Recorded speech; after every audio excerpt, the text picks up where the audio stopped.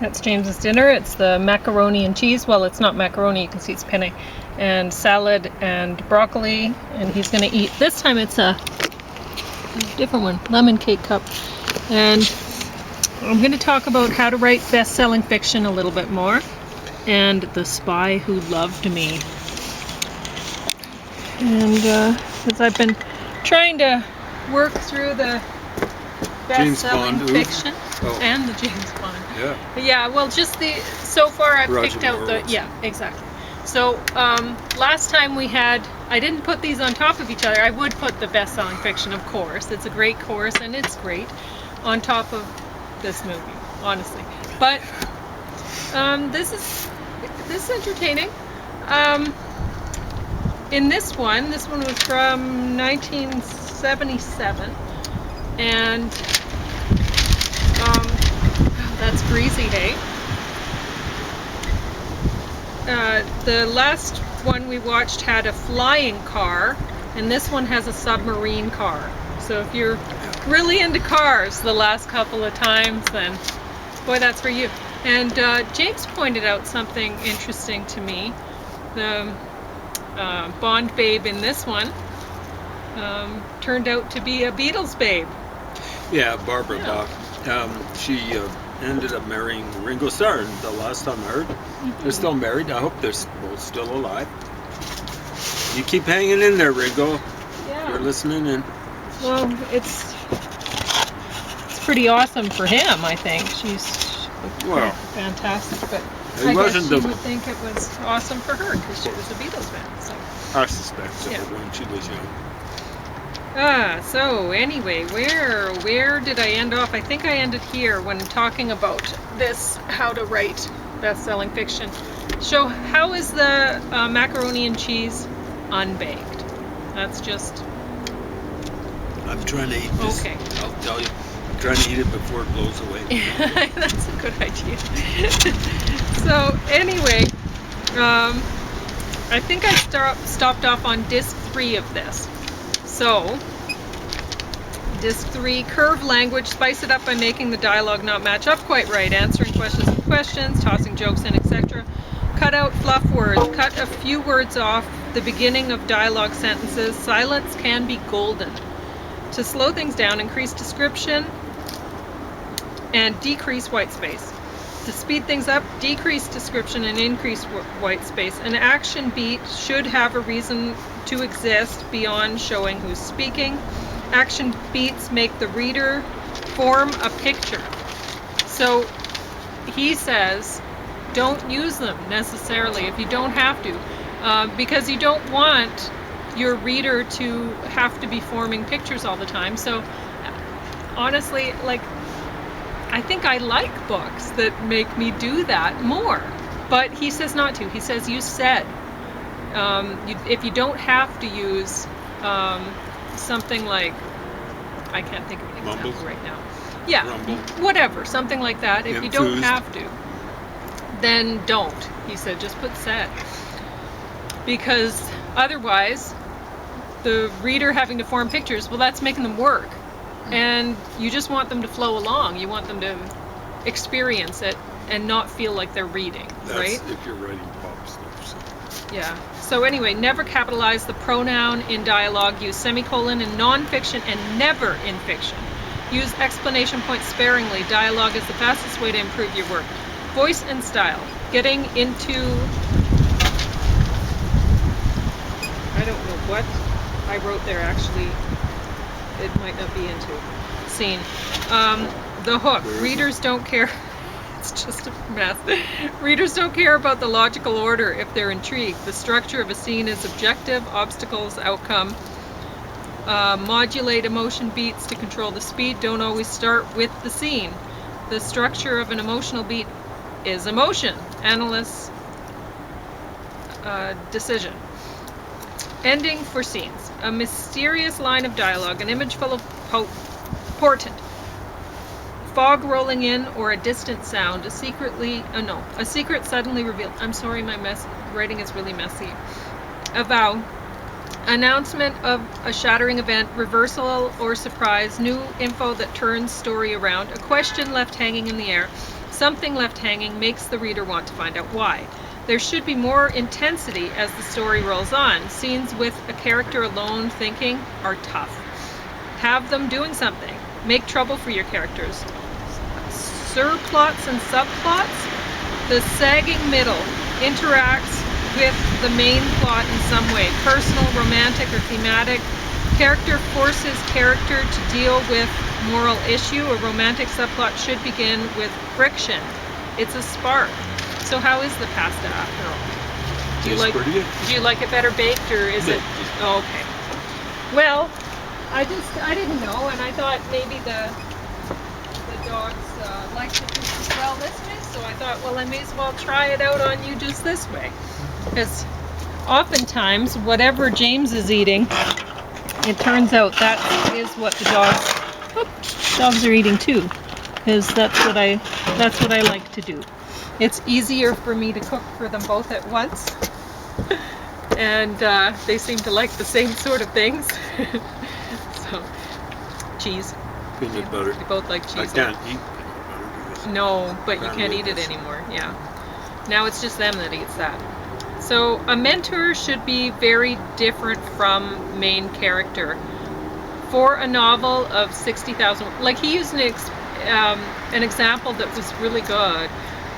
He had a really physically fit guy who was the main character, and his mentor was like in a wheelchair and all this stuff, right? So very different person.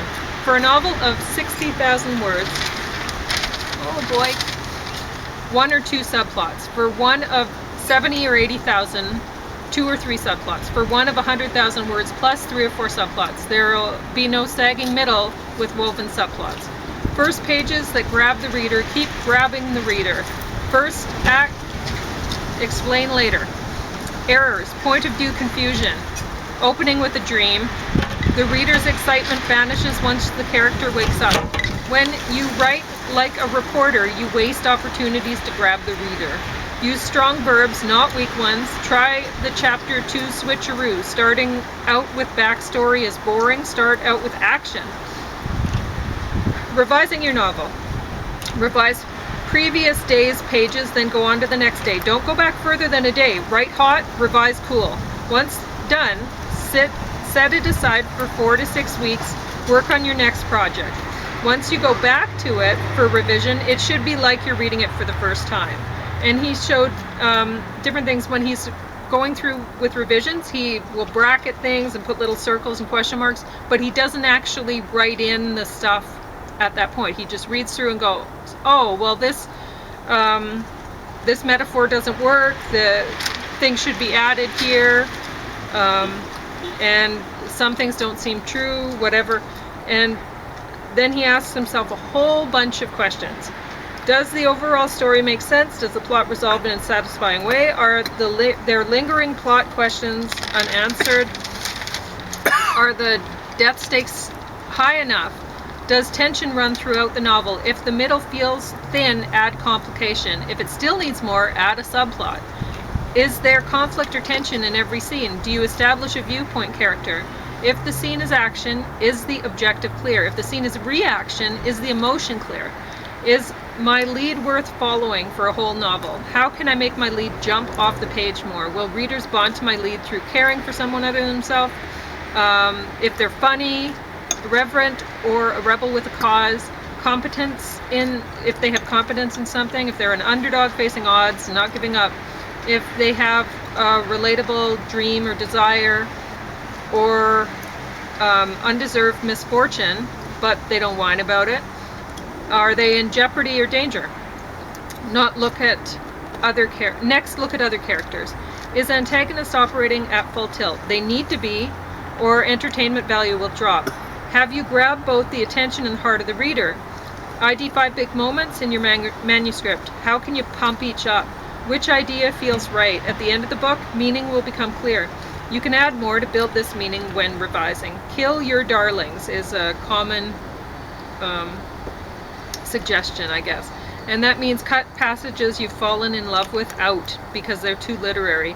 And he says he doesn't necessarily agree with that, But he says don't be so in love with a passage that you can't delete it if it doesn't work. So look at it logically or whatever and figure that out. So openings. Can you begin a scene a little further in? Does the opening of the scene grab? Do most of your chapters begin the same way? Vary them. Can you end the chapter earlier? Polishing endings. A line of moody description, an introspection of fear or worry, a moment of decision or intention, a line of snappy dialogue. Don't change what works. Polishing dialogue. Is there plenty of white space in your dialogue exchanges? Is your default attribution said? Do you vary these with action beats? Do you have too many action beats? Can you cut words to make dialogue tighter? Add curves. Look for actions and words you overuse. Conflict rules. Increase web of relationships. Give your characters secrets. Don't let your lead be all good or opposition be all bad. List possibilities and search for originality. Use sense of impressions on every page. Don't ever let a coincidence help a main character get out of trouble. The success of fiction requires discomfort.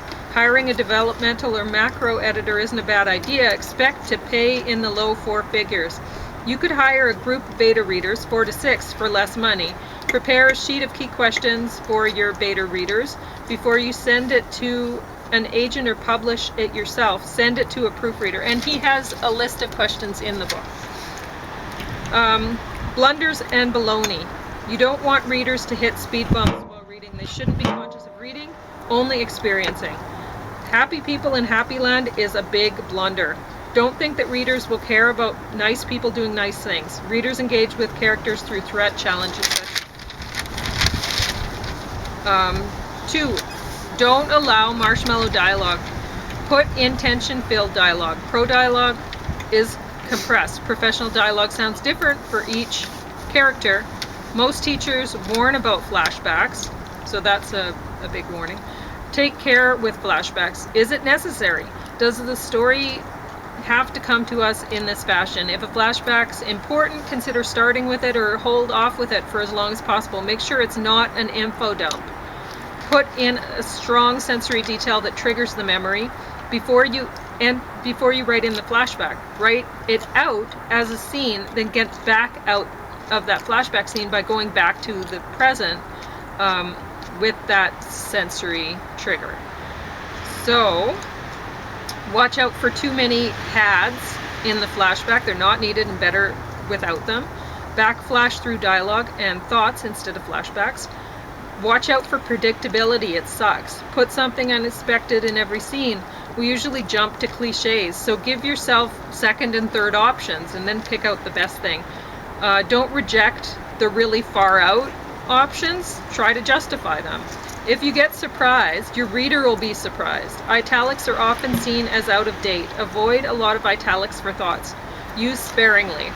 Some thoughts in second person point of view can be effective. Pay attention to how other writers handle character thoughts and do what works, right? Baloney writing advice to be ignored. 1. Don't start with unattributed dialogue as bad advice. Hook readers with dialogue. 2. No backstory within the first 50 pages is bad advice. Act first, explain later. A bit of backstory can help the reader bond with the character. Use 3 sentences of backstory in your first 10 pages together or spread out. In the next 10 pages, you can have 3 paragraphs of backstory together or apart.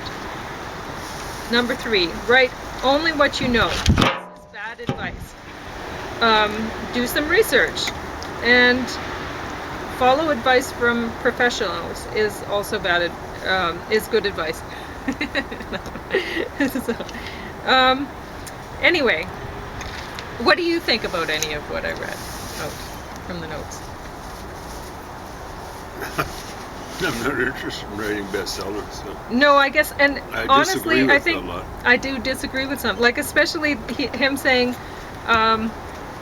that write what you know is bad advice. He's like, I don't want to hear about your first love and your family and this and that. And it's like, okay, well, if the problem is that you don't know a lot because, say, you're too young, you haven't actually lived yet, you should be living, not writing. You need to actually know a lot before you have something to write about. So yeah, I think write what you know. And if you find you don't know enough, don't write. That's all. Just write for yourself. Yeah. Or your mom. Don't Write stories visit for your it mom. on people. Yeah, exactly. Get out there and live.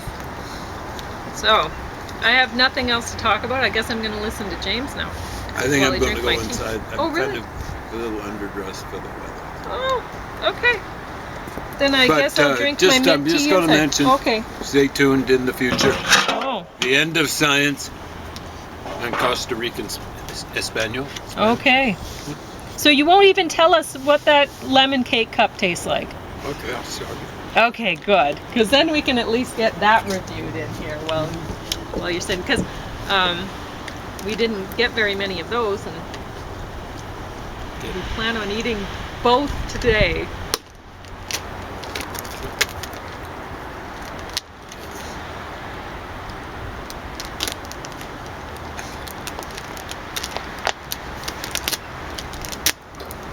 I don't know if you've had that one yet, have you? Yeah.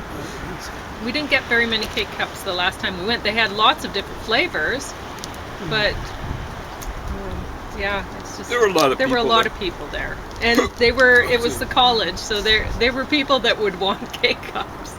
Sadly, yeah. Yeah. So we couldn't very well take very many.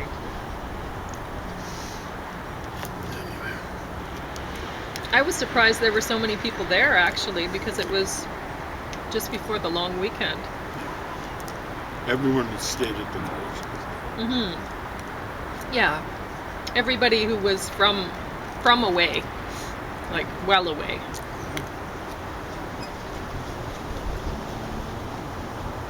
Jeez. Like Africa or I something. better go inside. Why is that bleeding?